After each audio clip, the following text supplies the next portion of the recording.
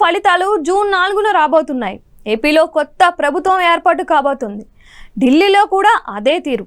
అయితే ఎక్కడ ఎవరు గెలుస్తారు అన్న చర్చ ఉండనే ఉంది.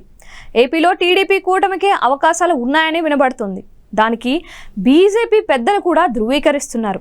నిన్నటికి నిన్న కేంద్ర మంత్రి అమిత్ షా కూడా ఒక ఛానల్కి ఇచ్చిన ఇంటర్వ్యూలో మాట్లాడుతూ ఏపీలో ఎన్డీఏ కూటమి అధికారంలోకి వస్తుంది అని చెప్పేశారు. ఏకంగా 17 నుంచి ఆ పైదాకే ఎంపీ సీట్లు కూటమి ఖాతాలో పడతాయని కూడా తేల్చి చెప్పేశారు.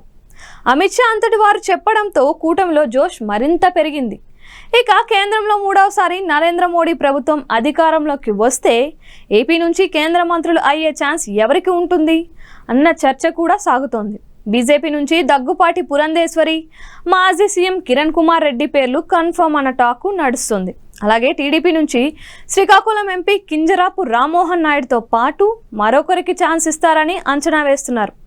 జనసేన నుంచి ఎవరికి అన్నదే ఇప్పుడు చర్చగా ఉంది. జనసేన నుంచి 2 ఎంపీలు పోటీ చేస్తున్నారు.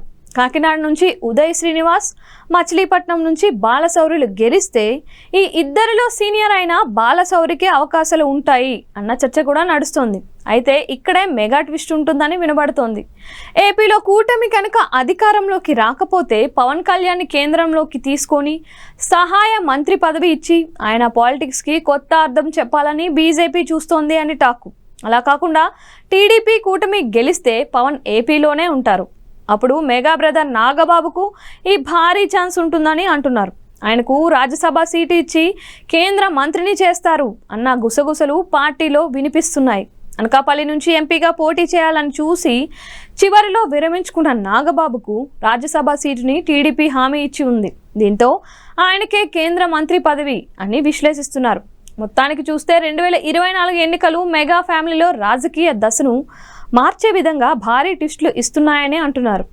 చూడాలి మరి ఏం జరుగుతోందో.